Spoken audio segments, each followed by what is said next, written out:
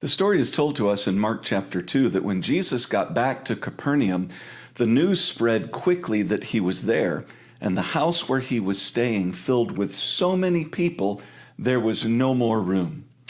But 4 men that day had a mission. They had a lame man on a mat that they needed to get to Jesus. When they saw that they could not get him through the door anywhere into the house because of so many people, they climbed up on the roof and they began to dig a hole big enough to lower a human being through so that they could get their lame friend to Jesus and he could be healed. Jesus had already performed many miracles. He'd already been baptized. He'd already been in the wilderness. News about him was spreading, and I'm sure Capernaum, which was his new home, the people wondered about this carpenter. What's going on? What are people saying about him?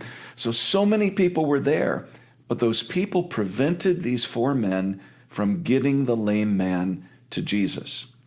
They dug through the roof, a hole so big that they were able to lower this man down right in front of Jesus. And that was no small job. The mud and the thatch was thick and hard and difficult for them to get through, but they did.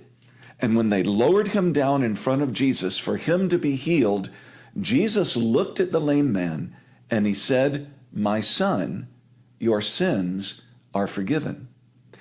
Now, the priority of these 4 men was to get this man to Jesus so he could be healed. But Jesus knew that his spiritual need was greater than his physical need. He knew that what he needed most was mercy and forgiveness. So he looked at the lame man and he said, "My son, your sins are forgiven."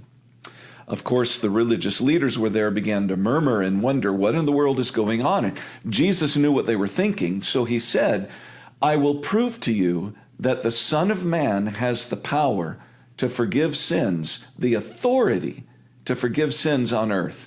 And he turned to the lame man and he said, "Rise, take up your mat and walk."